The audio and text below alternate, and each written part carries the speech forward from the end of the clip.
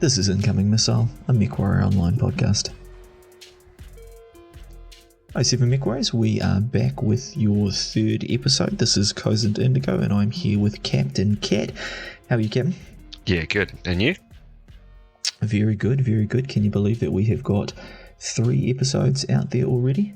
Yeah, no, we're just flying through them. We're getting some good views as well, good listens, so and great feedback. Love to hear your comments. Yeah, it's been really good to read on Reddit and some of those other places, comments on YouTube and stuff like that. So yeah, thanks of course to all those listeners and those viewers, the people that are catching it through YouTube. We really have enjoyed it. Today we're bringing you the third in our 4-part series on balance, and today we're focusing on the game environment, and as we get to the main topic we'll talk a little bit about how that affects balance. We've talked about player skill, we then focused on the mechs, and we're building into another element that we think is pretty important. Now, one thing that we did want to mention right from the outset, and hopefully you guys have already seen it, but we did release our community resource, what we have called the Mech Register, and yeah, we are very much hoping that you will get a chance to go in and fill that out. We're just going to talk a little bit about why we have put that together and what we're hoping to do with it. And this is Cozened's baby, guys. So do get in there and give him the data, and he'll work his magic on it, and we'll be able to get some really good insights on some of these mech-related balance questions. We're hoping. Is that right? Yeah, very much hoping. So, that's a fair point. I mean, really what we're trying to do is get the community to tell us what they think about mechs. We've started with just 8 mechs, and what we're really trying to get is some gauge of what makes that mech good or bad, where its strengths or weaknesses lie. And what we think that we can do with that data is produce a bit of a resource for the community that people can go to, and they can look at reasons why to play the mech, what it might be good at, typical builds and all of those kind of things. And the other thing we want to do with that database is, be able to present to PGI some information about what the community thinks about mechs, and recommend changes or give them something that they can look at if they are looking to make potential changes to those mechs. Almost like a petition, right? Like, so, if 1,000 people say that the Gina F needs more quirks, then we can show that to PGI. And yeah, well, at least lets us make the case. If we can provide that information to PGI and say, yeah, this is what 1,000 community members think about that mech. Hopefully that's something that they would take on board. Yeah, check out that Mech Register, help us build that content, and do follow us on Twitter to watch for updates there. We'll be releasing some sneak peeks just to see how things are tracking, and once we are ready to release some more content or release some of those results, we'll post that via Twitter, so do check that out. So a couple of other points that we wanted to cover off in this introduction. There's been a recent podcast on faction play by NGTV. What do you think about that, Kat? There was some interesting ideas that Paul shared in there. I mean, there was a lot in there. They're challenging us for podcast length. Yeah. They're trying to get the crown, but there was some interesting ideas that they shared in there, and it's definitely some stuff that I'd love to see come in. And it's good to see them talking about the matchmaker in faction play. I mean, obviously that's they're jumping on our bandwagon. Or they're playing singing from our choir book. That if we improve the matchmaker, then we'll improve the state of the game. So that's really good to see. That getting echoed back to us. What did you think? Yeah, look, I enjoyed it. I've really enjoyed the faction play event that's just finished. Yeah, me too. And yeah, if we can get more of that, if we can get a faction play that's more relevant, that tells a story, that's more engaging, because the modes themselves I think are quite fun, and I think everyone enjoys taking 4 mechs out and building drop decks. Faction play has a lot going for it, and it does come with some challenges, but if they can make it a more attractive prospect, effect, then I think it's good. So yeah, let's hope they do deliver on a lot of that stuff that Paul had mentioned. And speaking of things that seem to be pretty good and pretty positive, the PTS 2.1 was over the weekend. That focused on some heat changes and a whole raft of mobility changes. Kat, did you get a chance to get on there and give it a test? I did indeed, and straight off the bat, props to PGI for offering some really good rewards there. 36,000 GXP, and I think, 2.1 million C-bills. Yeah, I know that got a lot of people in my unit interested in, going to the trouble of downloading and installing the PTS. So yeah, again, big ups to PGI for upping their game there. And then the changes themselves. Yeah, I mean, clearly they're making an active attempt to listen to the kind of feedback that the community is giving them. So good work there. And also, in playing the changes, I think they played really well. There's, it's a PTS, and there's, going to be some outlier scenarios where it's not, changing a couple of values in the game isn't going to solve all our problems, and it's we've talked about balance enough to know that it's going to cause some knock-on effects. But on the whole, I think the idea of having a reduced heat cap and increased dissipation, there's so many mechs that are improved by it, pretty much across the board.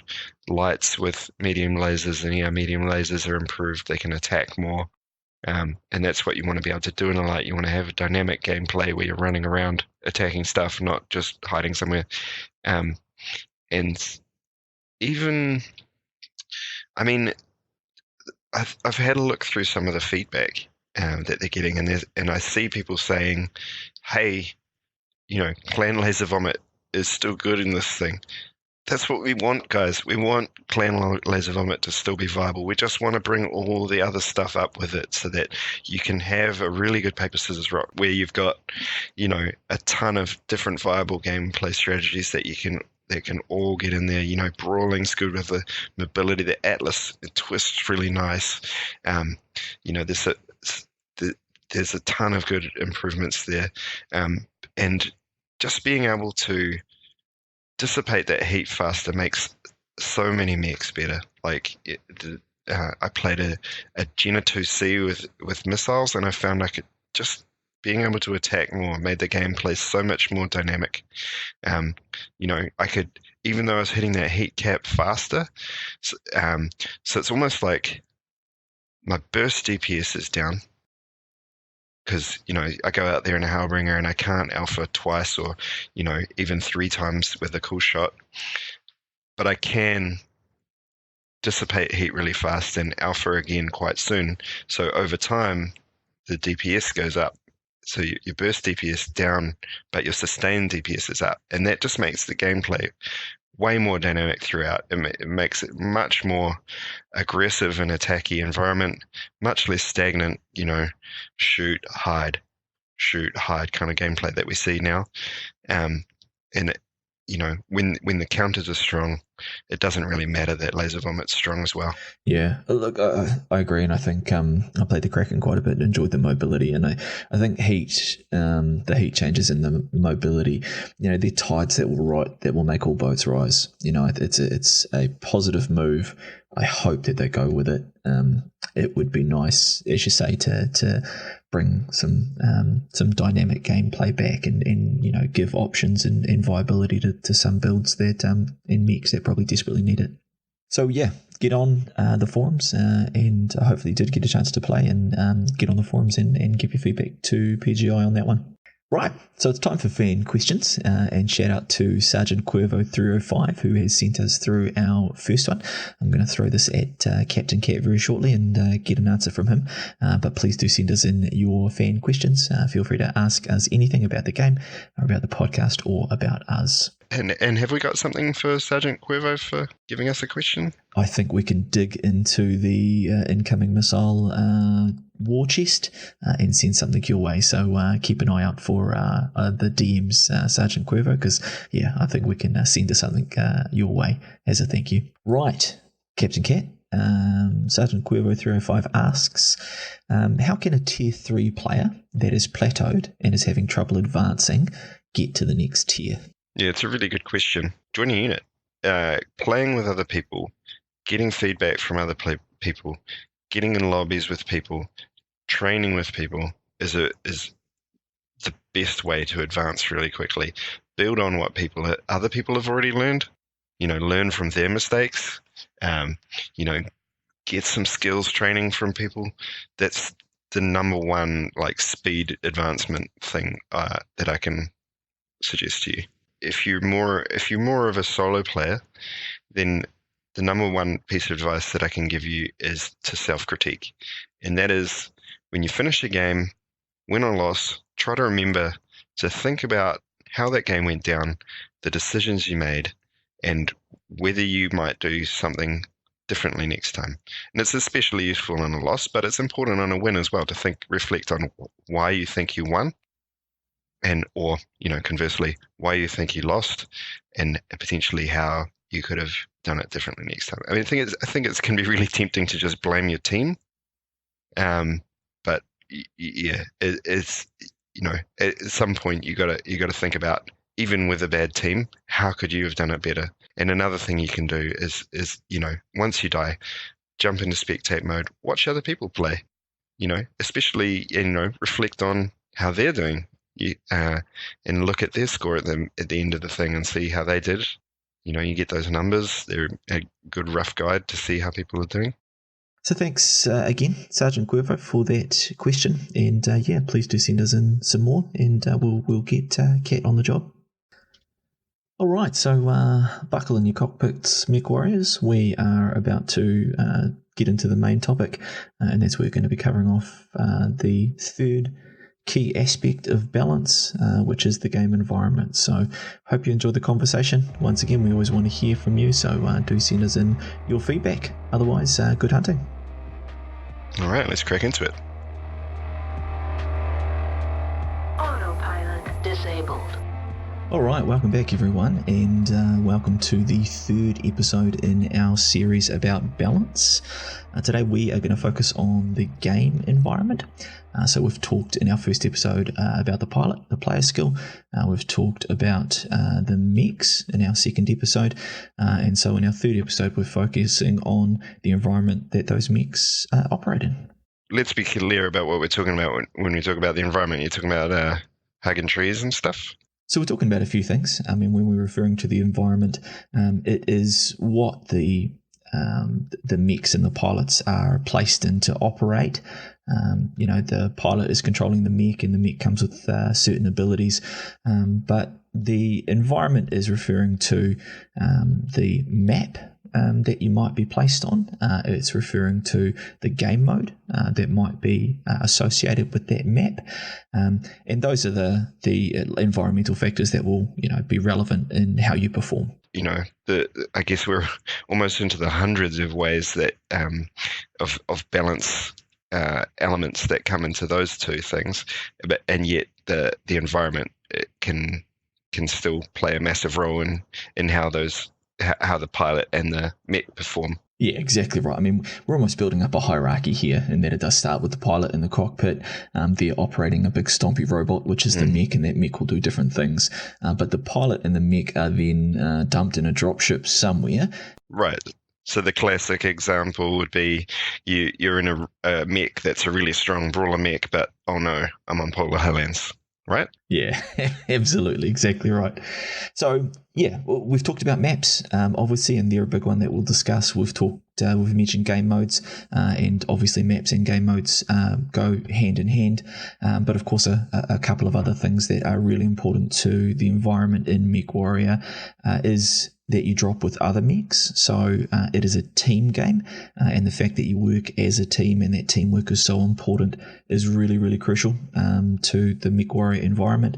And of course, the last thing is that the maps, mechs, and the way that you play is incentivized. So you earn C-bills for certain types of behaviors, PGI will run events that will ask you to do certain things.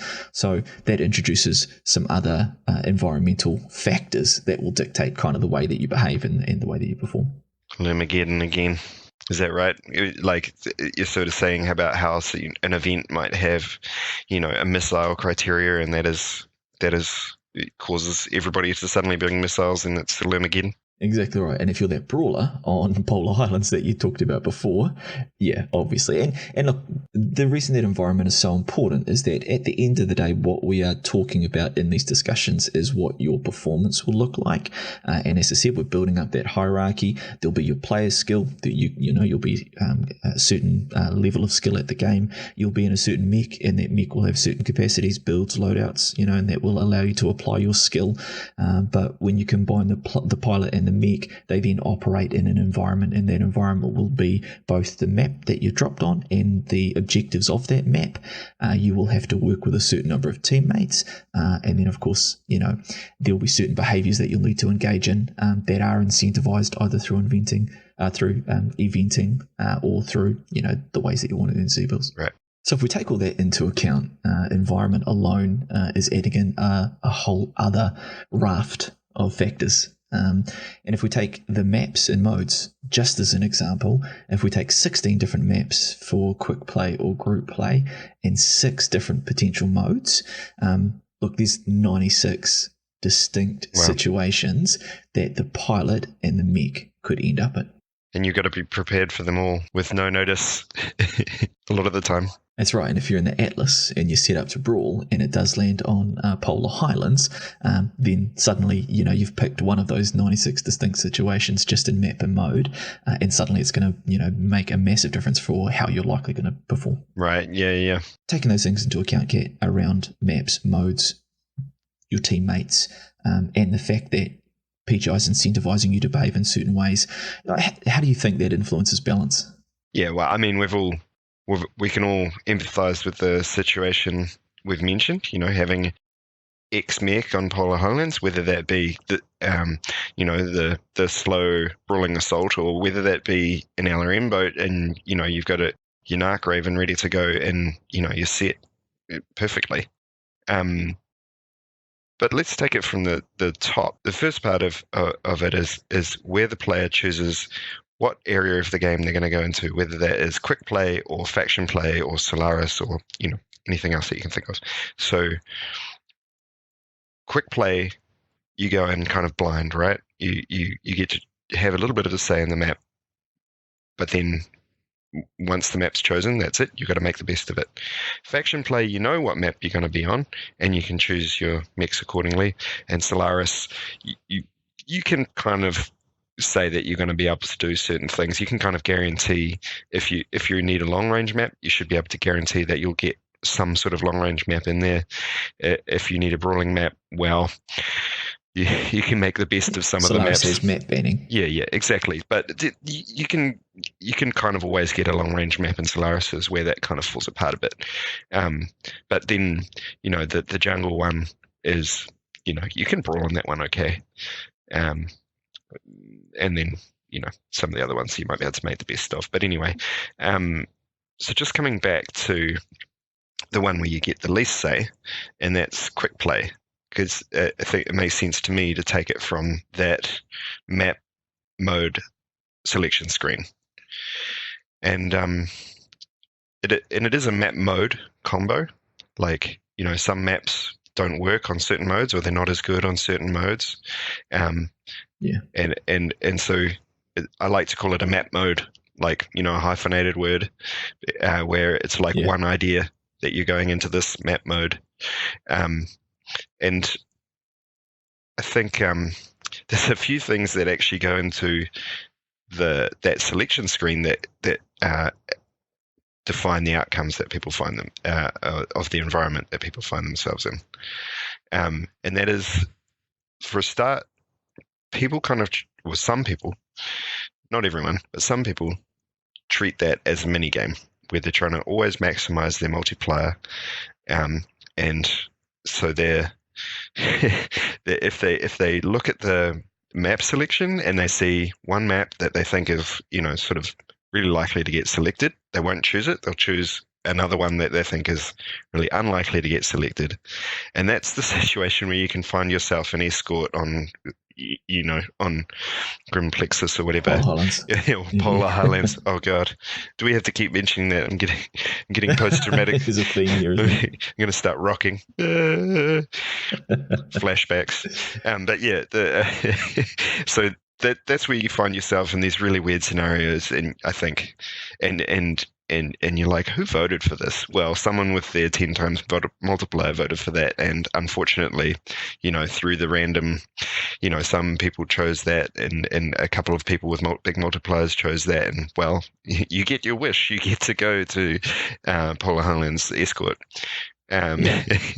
If you're wanting to play in a loon boat or ATMs, then you're going to want those maps with a bit of distance. So that's why you're saving up your multiplier for the one time that you're playing that mech, so that you can do a lot of damage. Exactly right. And you can see that happening when suddenly people dump their big multiplier onto a certain map, and it'll just swing really fast.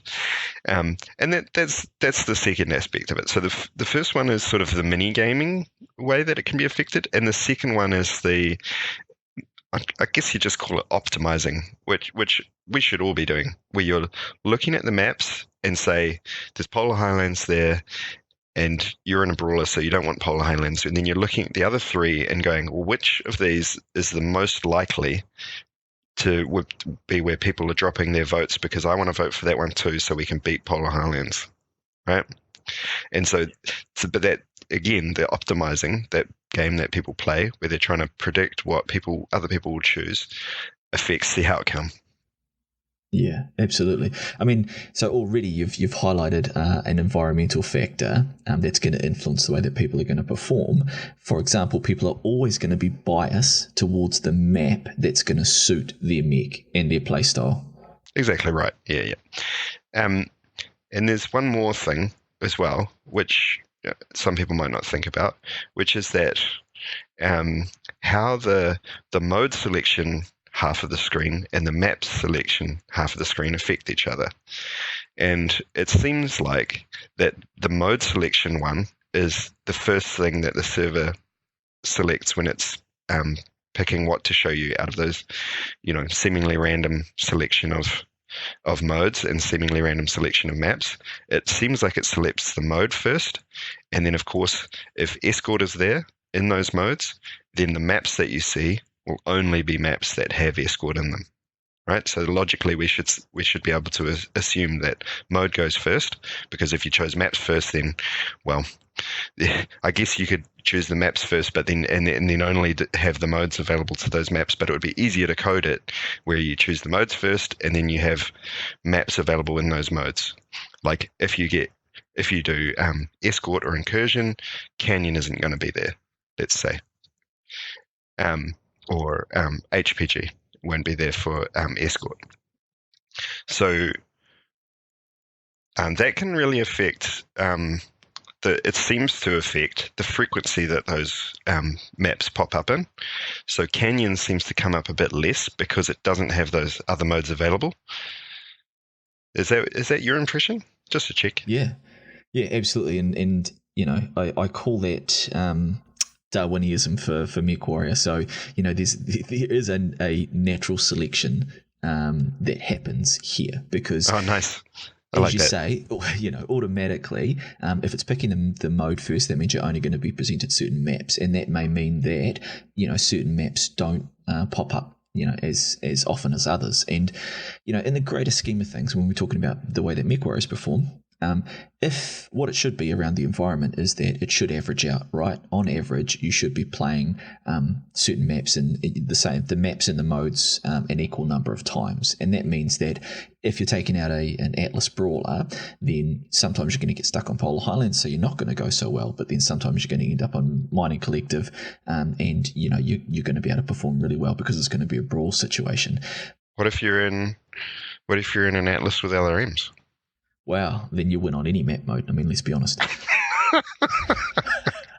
But if you are, if there is that kind of selection bias that you've talked about straight away, so if only certain maps appear when certain modes, if people are playing that minigame, that they are trying to influence what map or mode gets picked, which of course they are, because you want it to favour your build, then you're going to get a selection bias, and it means that you are not going to get that equal share of maps to play. And here's why it's so important around balancing decisions, and here's why it is a factor that we need to consider, because the current meta, the dominant strategy that is there at the moment, and let's say for argument's sake it's Clan Laser Vomit, then people are going to be playing that more often. Therefore, they're going to be trying to select the maps that suit that. And that might be cooler maps, who knows? Or let's say Lurms become the meta, then suddenly you're going to see Polar Highlands or Grimplexus, all those open maps with less cover, you're going to see that cropping up automatically. And if we are then making balanced decisions based on, the damage outputs or how Lurms are performing or how Brawling's performing, we need to take into account the context in which those things are operating. And again, if they're not getting an equal share of the maps or the modes, then the output for those systems aren't going to look the same. Same with mechs. Yeah. So what you're suggesting, and I want to be clear, what you're suggesting is that it should be this way, that if a map is chosen a lot, it should be reduced in the amount of frequency that it pops up. Like exactly. If it's just created a server of 5 servers that have Polar Highlands, well, then the next options that it shows the next group of people queuing up won't be Polar Highlands. Exactly. Is that what you're saying? Yeah, maps should have cooldown. So, once they're featured, then they shouldn't be featured until X number of games, on the server. And look, to give you a concrete example, I think probably a lot of our listeners might remember the World Champs that were dominated by Canyon Network. So there's an absolute perfect example of that selection bias in operation. Those teams had practiced on those maps, and the map banning situation allowed them to, control that so that they picked it up every time. And obviously, the average MechWarrior is not, everyone's not working together to select maps, but those patterns will emerge naturally depending on what the current meta is. And, environment is something that's subject to that because there is this kind of map and mode selection process. I guess I agree with you, and I think that's a really good idea, and I'd love to see that happening. I see a possible pitfall in that, which is that people might be not selecting a map mode, or even just not selecting a map because they consider it to be not good or broken or whatever. So a system that gives a preferential bias towards those maps would kind of, I feel like it should have some, even if it should just be popping up as an option more often, let's say, and then people can still choose not to take it. Yeah, look, I think so. I mean, it's hard with the map mode selection because people are always going to look for the exploits, right? That's the kind of nature of gaming, is that you're always going to look in the way that's going to benefit you. And technically, there's nothing wrong with that. So, although you might want some changes to maps and modes, whatever those changes are, the point around understanding the Darwinism of MechWarrior is that when you're looking at people's stats and when you're looking at their performance outputs, because these are the kind of things that you're taking into account when you're making balanced decisions, right? When you're looking at those outputs, you have to consider the context of what build were they in, what was the player skill, and what environment was that was it operating in. And I might be a really good player, but if I go out onto Polar Highlands in my Atlas and I'm taking my Brawl loadout rather than my Lurm rollout, I'm probably not going to perform as well. And if I'm not playing Polar Highlands as often, or if I'm playing it more often than other map modes, it's not going to average out. My performance is not going to average out. So that's why you have to wrap that stuff in when you're looking at how weapon systems or things like that are performing.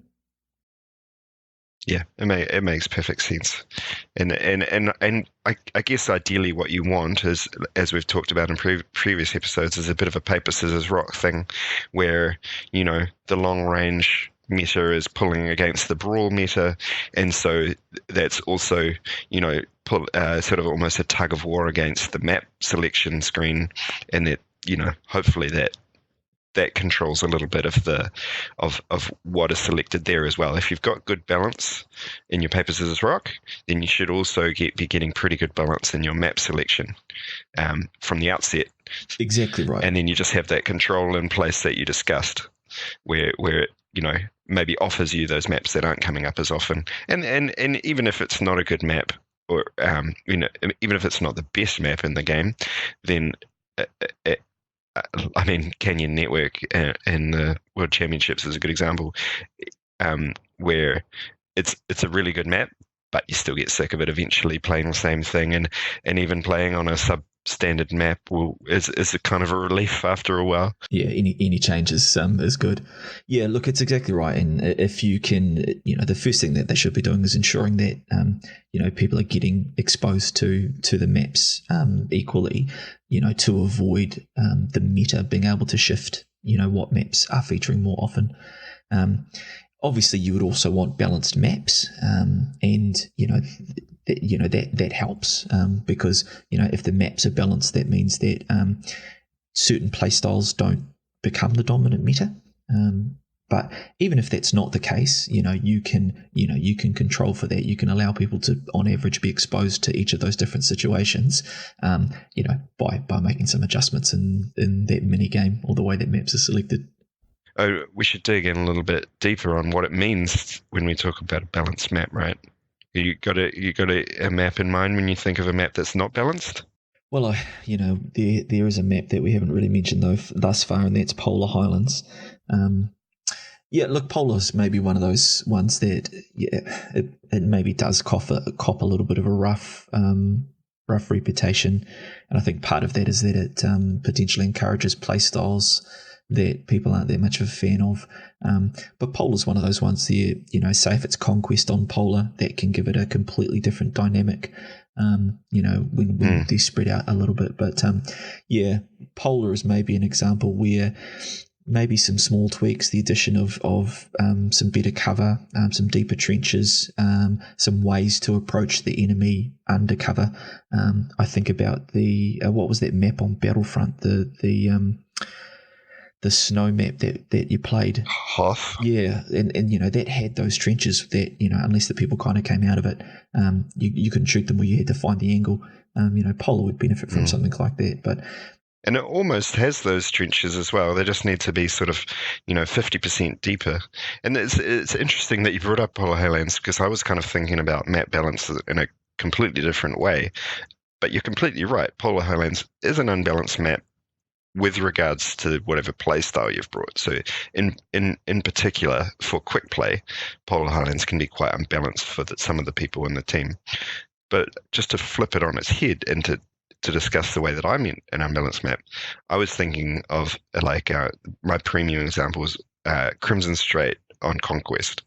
Now that map is, if you're on one team, it's a hell of a lot harder than if you're on the other. If you're in the team that starts on the city side, it's really hard for you. You can usually get theta before they get to it, but it's really hard for you to hold it. You're usually getting theta in the face of a whole team charging you. The other team that starts out in the water gets the island for free. And they can, from the island, they can control 4 caps, pretty much. So when you're playing Conquest, especially in comp, it's really rough to get that bad team, and it's kind of, you have to fuck it up to lose from the other side. And I guess there's something fun about going against the odds and winning anyway, even though, coming up with this, I mean, we did it. We came up with a strategy, and it was really rewarding to go, as the bad team and carry out a strategy that really worked out well for us. And it was rewarding. But those are going to be the exceptions. Most time you're going to get stomped and you're going to be salty. Yeah. But what you've highlighted, of course, is that not only the construction of the map, so kind of the physical geometry of the map will influence how balanced it is, but where the placement of the objectives are, what where the circle is for domination, or where the capture points are for conquest. So you add just another aspect to what makes a map balanced, and therefore how you might perform depending on what build you've got.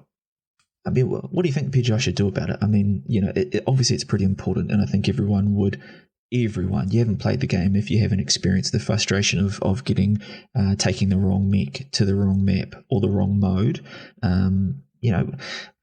What do you think are some things that PGI could do about that start? You've clicked the button, you've got in a game, that process there. So one example that you've already given is, and I think it's a really good suggestion, which I hadn't really heard of before, which is, making sure that those maps are, as much as possible, come up with a similar kind of frequency. So even if you are getting screwed by being on the wrong map one time, you'll have a higher chance of getting the map that suits you another time, although by then you probably would have switched to your long range or whatever from your brawl. But anyway, so that would go some way towards fixing the thing. The other thing is, I think, we touched upon it, that faction play in Solaris are quite rewarding in that you get to see the map and choose your mech at the same time, or for faction play you do. For Solaris, you get to have a map ban, so it's you get to at least hopefully nudge it towards where you want it to be.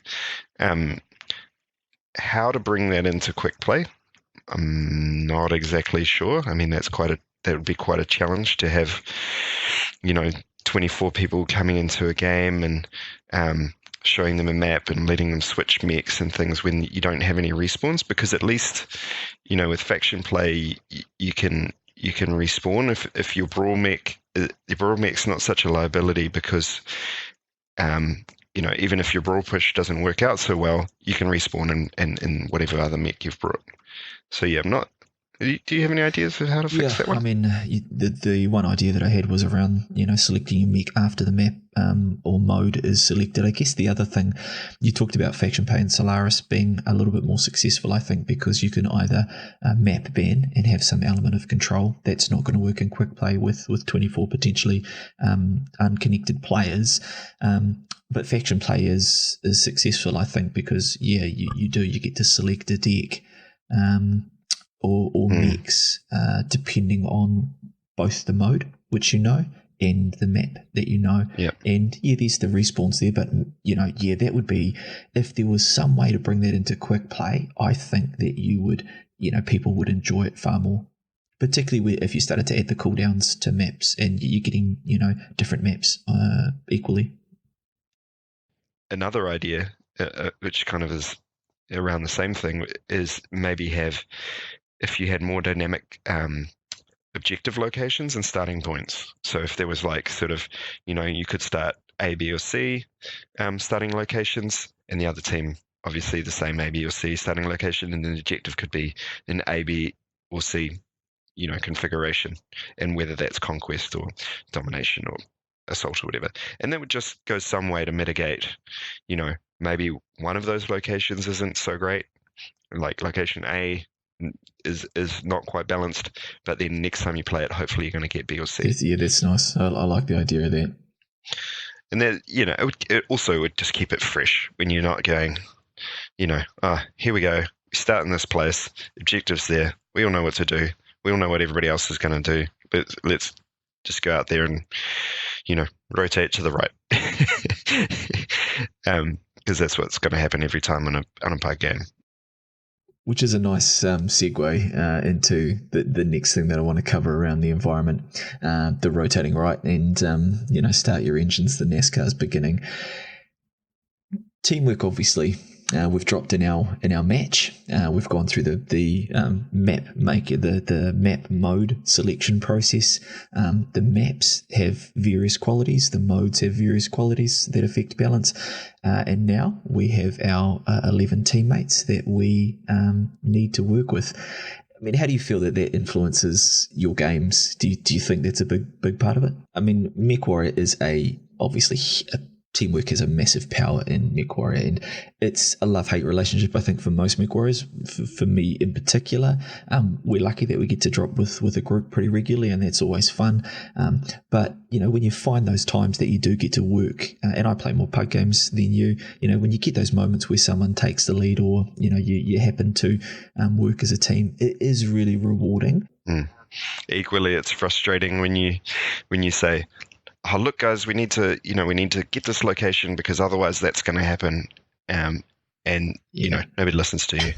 And then that thing happens. So, and exactly right. So it's a classic situation that things don't go the way you'd want them to go, and teamwork is a part of that. You get left behind as an assault, or you're making calls and people aren't following them, or other people are making calls and you aren't following them. Teamwork has a massive impact on the way that you perform. So as the data nerd of the podcast, and speaking about balance, teamwork, of course, becomes another lens in which you should view how someone has performed. So if we're going to make balanced decisions, if we're going to decide whether clan lasers are OP or mobility needs to be improved or anything like that, then we would have to have a good understanding about people's performance based on teamwork. And if we're not doing that, if we're looking at damage outputs, if we're looking at numbers and we're looking at certain mechs perform and the way they're performed, if we are not looking at the context of the team, then we're really, really not getting a good picture as to how good that person is or how good that mech is. Yeah, I mean, your tagline for this balanced discussion really is, that you can't balance with bad data, right? And whether that is, the first podcast we talked about good matchmaker, second podcast we talked about mech balance, and this one we're talking about how the environment affects that data.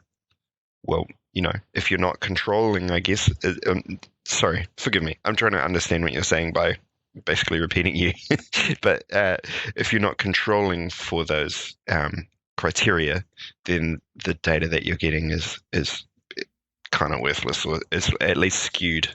Yeah, I mean, that's exactly the way to put it. If you're not controlling for that, if you are not weighting or understanding the outputs that you're getting dependent on teamwork. And look, if you looked at match scores and performance in Group Q versus faction play versus quick play, obviously there'll be some discernible differences there.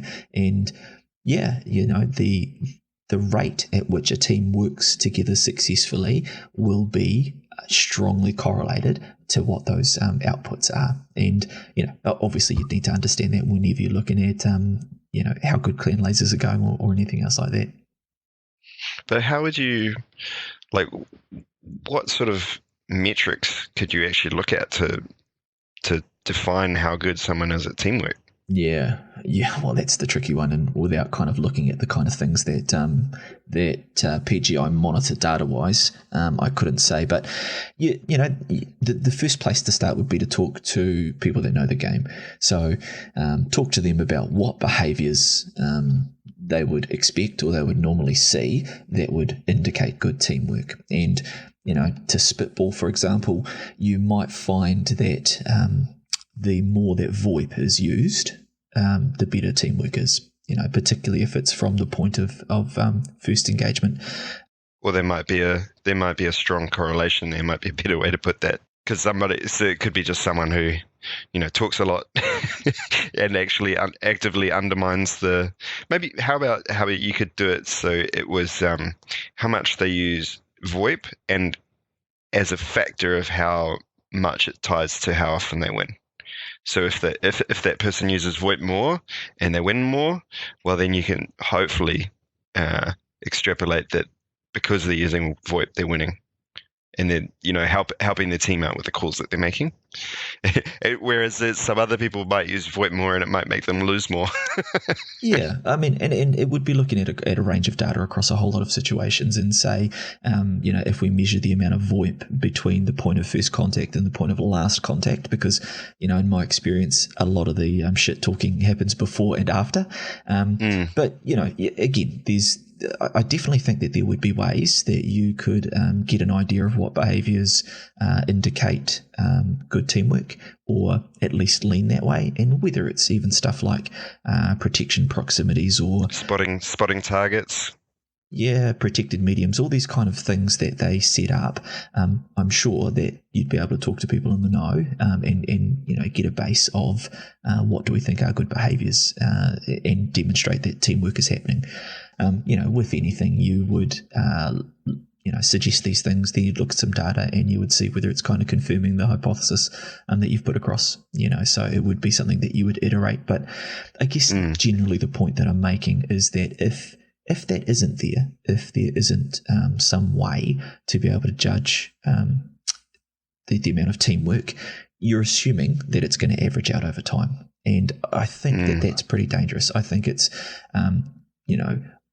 it's something that is so unpredictable that to assume that it's going to average out over time and therefore your numbers and your performance numbers, aren't particularly influenced by teamwork because you're going to get equal amounts of good teamwork and bad teamwork, that would make me a little bit nervous. So we know how important it is, but when we're making balanced decisions and when we're looking at the outputs and performance of certain weapon systems or certain mechs, are we considering that environment, that teamwork environment that they're placed in, and we're getting those numbers from? The other one is perhaps that it would be really important that those teamwork metrics might not work so well in group queue, where potentially I know that if I play with the same 5 guys every night, we're going to do a lot better, and my win-loss ratio on Yarl's list is going to go up. I think we've talked about that before. Yeah. And so that's, if you were, say, trying to measure teamwork in that scenario, well, I probably wouldn't be talking on VoIP at all for a start. Yeah. But also the way we work together as a team is more to do with the fact that we're sitting together in Discord and we're much mates who know how each other act and all that kind of stuff. Whereas I guess the kind of stuff you're talking about is really about pug queue, right? Exactly. I mean, group queue would be my baseline. So if I'm assuming a metric for teamwork, and I'm affecting people's, I'm adjusting or weighting people's outputs based on whether it was good or bad teamwork, then I'd be looking at group queue would be my counterfactual. That would be the thing that I would compare it against to see whether it confirms or denies, that I'm looking in the right area, because group queue, you have to assume that people are working together. And whilst they may not be working together, you might have a 6-man, a 4-man, and a 2-man, you would expect that people are in group queue because they are more willing to work together as a team. So, or more willing to shoot each other in the back and give each other shit. Yeah, shoot each other's bolt-ons off and cool stuff like that. Yeah, not to mention. Nobody would. No, who would do such a thing? Yeah, no idea. Tag lasers, guys. Tag lasers shoot off bolt-ons. Yeah, I've got a trickier question for you because you are the person that shoots off bolt-ons. Look, what is if we were to give PGI recommendations beyond developing a metric up that at least allows you to weight scores based on the amount of teamwork that you see? Is there ways are there other ways that you think that PGI could improve teamwork? It's a tricky one. It really is. I mean, the commander thing, some people pick it up. It's very, very seldom that you see people pick it up and use orders. It's quite clunky. I generally try to avoid it. I mean, one of the main reasons why I avoid picking up the commander thing is that it changes the location of where spot target is, or where all the command wheel stuff is. If those command wheel things were still in the same place and I could still just muscle memory, spot target, and yes, no, all that kind of stuff, then I might take it more often. But because it actually, when it puts in all the, move to this location, all those kind of things, it shifts it all around, then it's just frustrating to use. So that would be one area where you could, maybe just have a little bit of a quality of life improvement in the Lance Commander and the Commander roles and how that command wheel works. It is really a tricky one. Yeah, I tell you what, let's throw that one out there, Capn, to our listeners. Please. Oh, that's such a great idea. Send us in some suggestions about ways that you think that PGI could improve or encourage teamwork. We're about to cover kind of the last area that we want around incentivizing behaviors. So whether they're along those lines or whether they are, like Capn's just mentioned there, making it easier to, take command and issue orders. But yeah, send us something in, because even we think that it's a bit of a tricky one. And so if you think you've got a good idea and you want to put it out there, if you want to get it out there and in front of people, then send it to us and we'll talk about it and or just reply to you. And just before we get to those incentivizing things, if I could come back to a couple of things. And one thing that I wanted to talk about, because we kind of touched on it, but how I talked about pub strats or pug strats, and what that means is there's kind of an established meta for each map, how to play a map, especially within solo queue. And you see it when a new map comes out, especially, people don't know how to play it. And it often comes out as frustration or annoyance at the map's shit, or it's not balanced or whatever, because people haven't worked out the safe ways to play it, or the good locations to take, or those kind of things.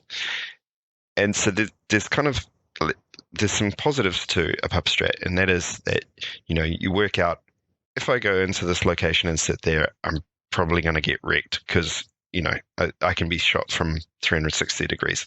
And so those kind of areas, people hopefully learn that those kind of areas aren't great. And so you try and, grab bits of ground at good locations. Let's say the stage on Tourmaline, is a nice location that you try and grab. Or the wings on HPG, there's a sort of outrigger with the ramps. Try and grab some of those ramps. They're really nice locations. There's a ton of examples. You guys can think of more. But because there's negatives to it as well, which is that the play can become very predictable. And that's where you see, these kind of NASCARs and rotations happening. Canyon's a great one for it, where everybody sort of rushes to the middle and around those, the theta position, the two pillars, and then starts sniping right or peeking right. And that pushes the people away in the opposite direction. So already half the team is peeking and sniping on the right side. And then the enemy team is peeking and sniping on the right side, which pushes people away from that corner. So the friendly team gets pushed away from that corner, and that just pushes the whole thing into a potato tornado. And those kind of situations can be very frustrating. But that can really affect the balance of the environment of the game. That people are going in with a sort of an idea in their head of how they're going to play it. Yeah, that makes perfect sense. People, I mean, I do it obviously as a bit of a pug. You want to know where to go, particularly if there's not teamwork happening in those strats. And you should have expectations about how the game is going to be played, or a sort of a, what do you call it, like a preset in your brain of, if this happens, then this might happen. Yeah, that's the perfect term. That's the one I was searching for. So you want to elaborate on what that means? Well, I mean, it's a framework basically. It's a thought framework to say, when this occurs, here's the path that I need to follow. Here's the framework that I'm going to follow to get a certain result. So it's a structured way of thinking, for lack of a better explanation. But positioning obviously is so important in MechWarrior. That it is a team game and you can get wrecked so quickly. So you almost need those heuristics, you need those patterns to follow so that you can make sure that you're getting good positioning. But of course, as you say, the risk to that is that the engines start to rev and the tornado starts to spin and it doesn't matter how good your position is if everybody else is running away from you. Your position starts to look pretty tenuous quite quickly. All right, man. The last one that I did want to cover off, and the phrase that I give this, because I love my phrases, is that people treasure what you measure. So the game involves an incentive system. You earn in-game currency that you use for various things, and there's behaviours that you can engage in to earn that. And to add to that, PGI do a lot of eventing. They give you tasks to carry out, and you earn rewards based on that. That becomes another big factor in regards to balance, in regards to the way people will perform, because I've seen it, and I'm sure that you've seen it, Kat, where people will either not play an objective when they should play an objective, or chase an event when there are rewards on offer, and games can kind of get wrecked or tanked because that incentive structure has, maybe led people down the wrong path. Or they're just getting in there to get the reward, no matter what the cost, and then they're, Exactly, and that goes from the extreme of people maybe, I was in a game the other day playing scouting, and, it looked like the guy was a bot. He didn't, he sat kind of AFK for ages, and then once we'd died, he was the last guy left, and he was just making kind of all these random things, and then it shut down. So you get that extreme through to, people that are desperately trying to play the objective and trying to play the map and mode the way that it is, but maybe get killed because no one else is trying to play the objective. How does PGI? That one is really, really delicate. But how do you get a good structure where you are incentivizing the right behaviors and you are keeping up the excitement through events? Yeah, and I think throughout the years, PGI have learned through some trial and error the kind of events that work and the kind of sort of knock-on consequences they can have from setting an objective in a certain way.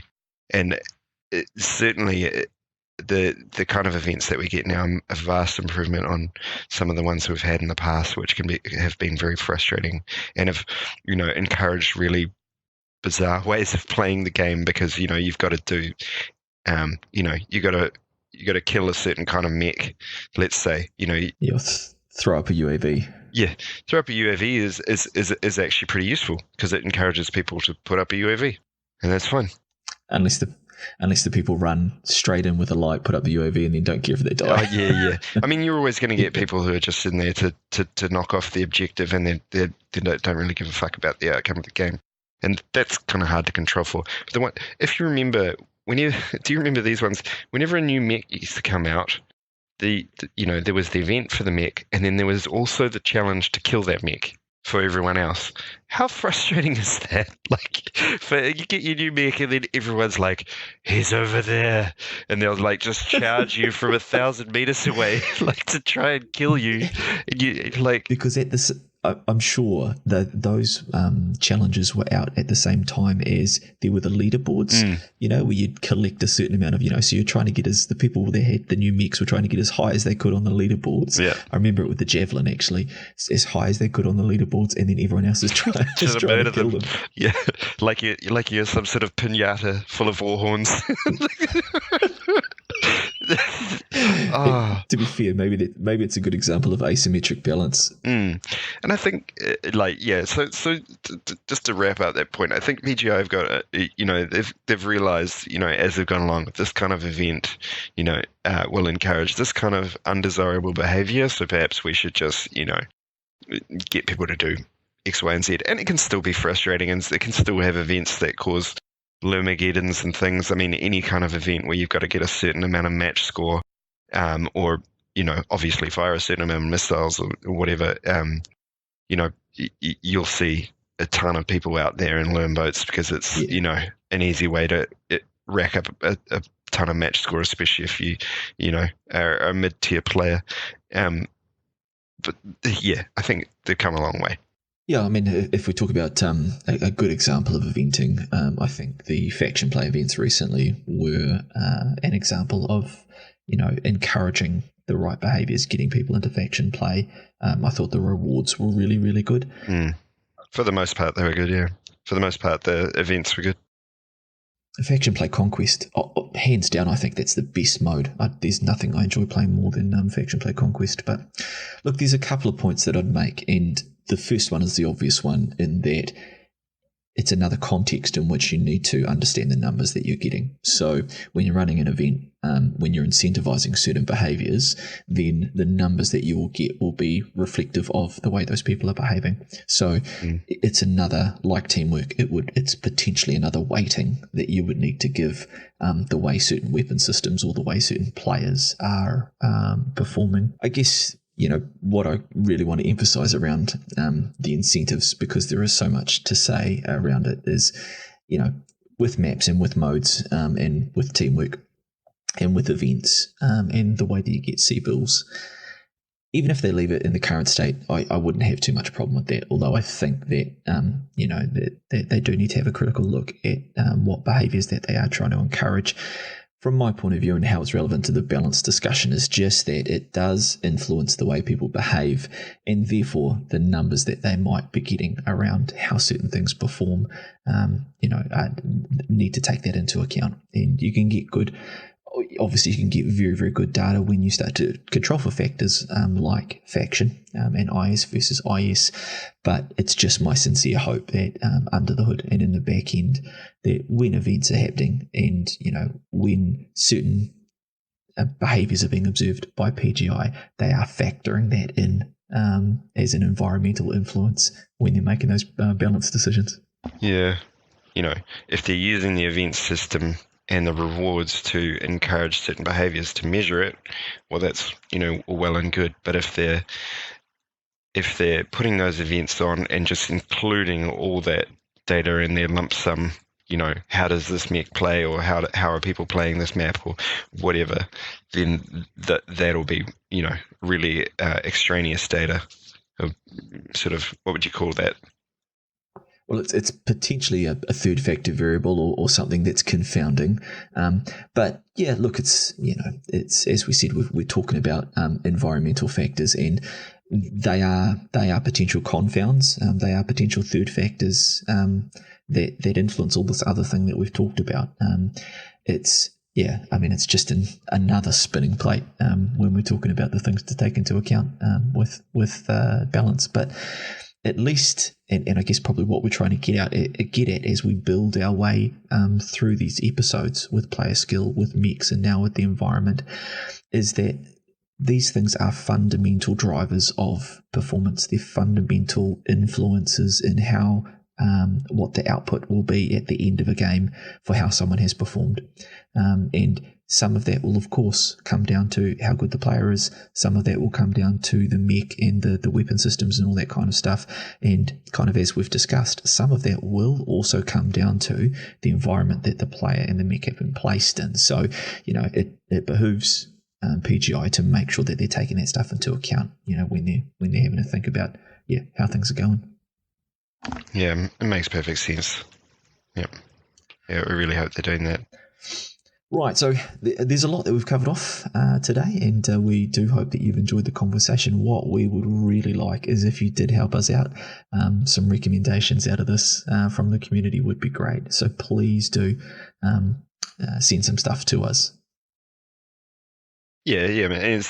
We've had a few sort of open-ended questions there that we'd love your feedback on, like what sort of factors, like what sort of metrics might PGA use to measure people's teamwork ability, whether they stay close to their teammates or whether they use VoIP or if they just simply press Q, then But if you've got some good ideas, we'd love to hear them.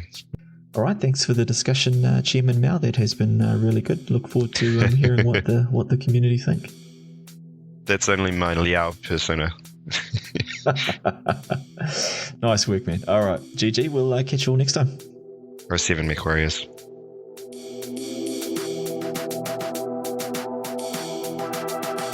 Thank you for listening today. We hope you enjoyed the latest episode on balance, focusing on the game environment.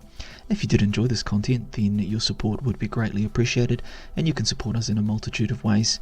You can go to Patreon, Incoming Missile Podcast, and support us there.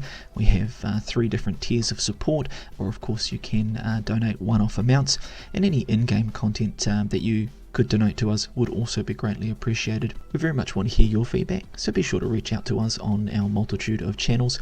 You can follow us on Twitter at IncomingP. You can reach us via email at incomingmissilepodcast@gmail.com, and please subscribe to us on YouTube. That's Incoming Missile Podcast. So just a quick reminder to check out the mech register. You can find the link to that Google form at our Twitter account, and just remember you can fill that form out up to 8 times. Each time you do fill it out is another entry to win, so do get in there, tell us what you think about the mechs that we are featuring, and allow us to collate that information into something useful, and you may just get a mech pack out of it. We look forward to hearing from you. We appreciate you listening, and we'll catch you next time.